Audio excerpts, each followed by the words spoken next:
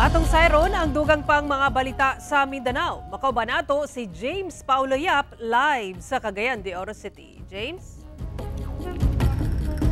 Salamat, Sarah. Giluagan na sa Cagayan de Oro City LGU ang pagpasulod sa mga buhing baboy ug pork products sa syudad. Gilauman sa mga opisyales sa syudad nga mudaghan na ang supply ug muubusab ang presyo sa karneng baboy. Dugang detalye sa report ni Argel Relator. Pinasikad sa Executive Order No. 464 ng gipakanaog ni Cagayan de Oro City Mayor Rolando Uy. Gimanduan ini ang opisina sa City Veterinarian nga ipatuman ang bag-ong gabayan aron hingpit na nga makabalik pagsulod sa syudad ang mga buhing baboy o mga processed pork products alang sa mga baboy nga gikan sa usa ka commercial farm o backyard farm.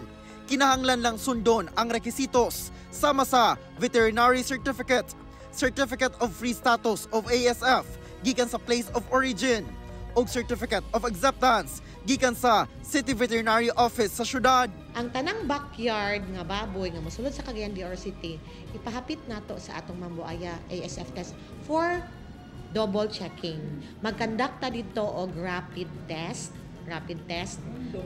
Random gyapon siya. Ang lakang sa LGU giuyunan sa pipila ka mga namaligya og karneng baboy sa palengke sa syudad. Medyo makabarato na ang presyo. Kay inani nga prasaon na nga di magkasulod, isa ra mo makuhaan. Mahal. Ni mas mayara sad nga pwede na. Dako kay natabang kay magka minus man og presyo mga 10 pesos, 15. Tungod ni ini, gilauman sa City Veterinary Office nga moubos ang presyo sa karneng baboy, ilabi pa nga nagkaduol na ang bulan sa Disyembre. Sakto man kuno ang supply sa baboy sa syudad, ingon man ang makasikbit nga lugar sa Northern Mindanao.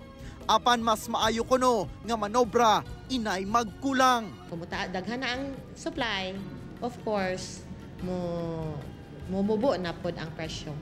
The law of supply and demand. Kauban si Makoy Sempron sa kamera. Ako si Argel Relator. 1 Mindanao.